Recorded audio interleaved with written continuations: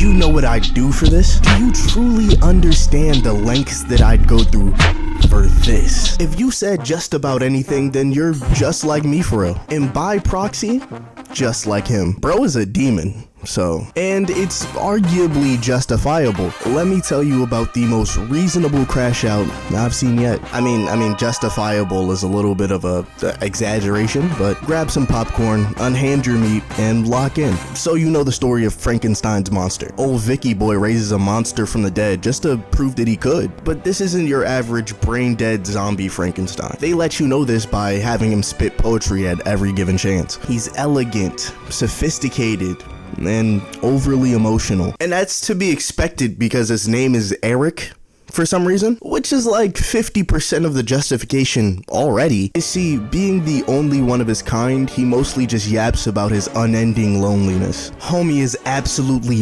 maidenless. So Frankenstein comes up with the brilliant idea to just make himself one. And when Victor puts up a little bit of protest, he calls him out, starts mentioning his wife, his kids, until he just guilt trips him into agreeing. Turns out Victor had a whole gallery of fucking body parts just laying there. Bro goes in and chooses specific parts like he's at a Build-A-Bear. So with the selection all wrapped up, it's finally time to fire up the machine and introduce the bride, who is screaming her fucking lungs out. Immediately upon waking up, she sees a green nigga with a bouquet of flowers. Having absolutely no riz, no social etiquette, no hoes, Frankenstein just ends up scaring her off, applying far too much pressure to what essentially is a newborn. An incredible amount of where's my hug at energy. We fast forward to a bit later and Victor is teaching the bride how to speak, while this nigga is pacing around in the background because he's upset he can't pipe immediately. He even goes as far as to say she doesn't need to talk. The words get in the way of truth. That gotta be one of the worst bars I've heard in my life. EDP would be shocked by such a sentence. Like he's just waiting for her to be able to say apple and car so he can smash. This is maidenless behavior. But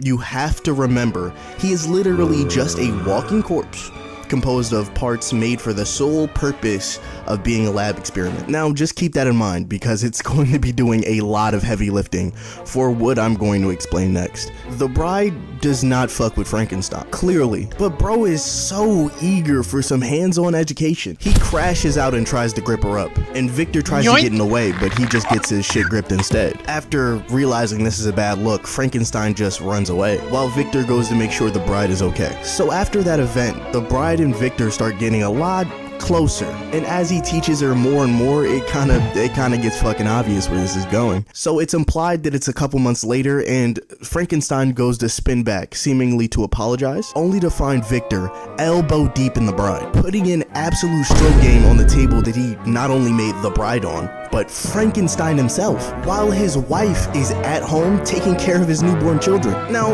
let that sink in. A man-made monster with the thinnest level of emotional intelligence. You just get cucked by your own creator and the woman that he made specifically for you. What would you do, I asked. Yeah, so he disembowels them upside down on the same table he made both of them on. But don't stress the details, it's in the name of love. But unexpectedly, right, the bride is angry about this as she walks in on him finishing the disembowelment, and she punches the shit out of him, knocking over a candle in the process. She tries to choke him out, but do you see those traps? So Frank hits a reversal and she kicks him back. Now that haymaker from earlier that knocked over the candle has set the entire lab ablaze, burning down the entire building with Frankenstein in it. And with that, Frankenstein is dead.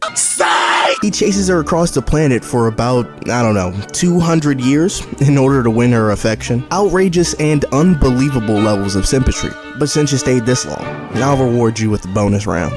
So after the bride turns Frankenstein into the Human Torch, he stumbles out of the lab and falls into a nearby river. He washes up on shore to get rescued by a little old blind lady. She gets her dog to drag him back to the cabin and tends to Frankenstein's wounds. So Eric's recovery seems to be going great. And when the old hag tries to start up a conversation, Eric tells her not to look at him while she's speaking, as he for some reason finds that disrespectful. But when the old lady reveals that she's blind, Eric says if he was blind, he'd just kill himself, which I feel like is the most disrespectful thing you could possibly say to a blind person, right? Just further proof of the shallow emotional intelligence of Eric Frankenstein. Old lady tells him to close his eyes and imagine the bride. And gang almost busts on spot. This level of thirst can't be legal. So we cut to a little later, and it seems like Eric has found some type of peace. Maybe went on some type of character arc.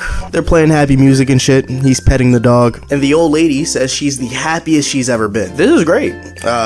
Let's stay here. So later that night, I think, he tells the old lady that he has to leave in order to find the bride. As she cries and tries to explain how the bride doesn't actually love Eric, he's packing his bags and looking for a nice sturdy object for some reason. All this taking place while the dog is clawing on the door outside. She's begging him not to leave when he finds just the right object and tells her he would never let her be alone. And he just leaves the dog there. There is at least a satisfying payoff. While out and about, the bride gets spotted on a mission, and one of Eric's paid actors alert him. And when he gets the call, he's sitting on a yacht surrounded by hoes, yet is trying to act like a nonchalant redhead in the corner until he gets the news of the bride's location, and then he stands up and starts tweaking. Outside of a helicopter, he watches the bride talk to Rick Flag for a couple seconds, and from this determines that the bride has fallen in love with Rick Flag and that she is overwhelmed by lust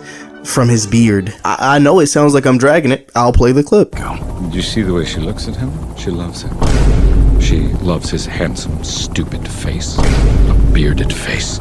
Able to grow hair. Like I said, very thin emotional intelligence. So he does the only logical thing and pulls up on Rick Flag. Frankenstein starts tossing this nigga around for a solid minute before Rick pulls his strap in order to create some space. But bullets prove ineffective as Rick is gripped up in a very similar manner and then ragdolled once again in a very similar manner. And the fight ends with an emotional breakdown as Rick holds a gun to his eye. After a bunch of shit that I don't feel like explaining, Frankenstein gets the location of the bride. She's back in Transylvania taking care of a mission to kill the princess. When he gets there, she's already bashing a guard's brains out, very gory, and he almost creams his jeans at the sight. He climbs all the way up this guard tower to inform her that she's about to assassinate the wrong person. And for his trouble, he gets 1, 2, 3 bullets to the chest and 1 more in the head for good measure, but not before getting spit on. And honestly, I'd say mission accomplished.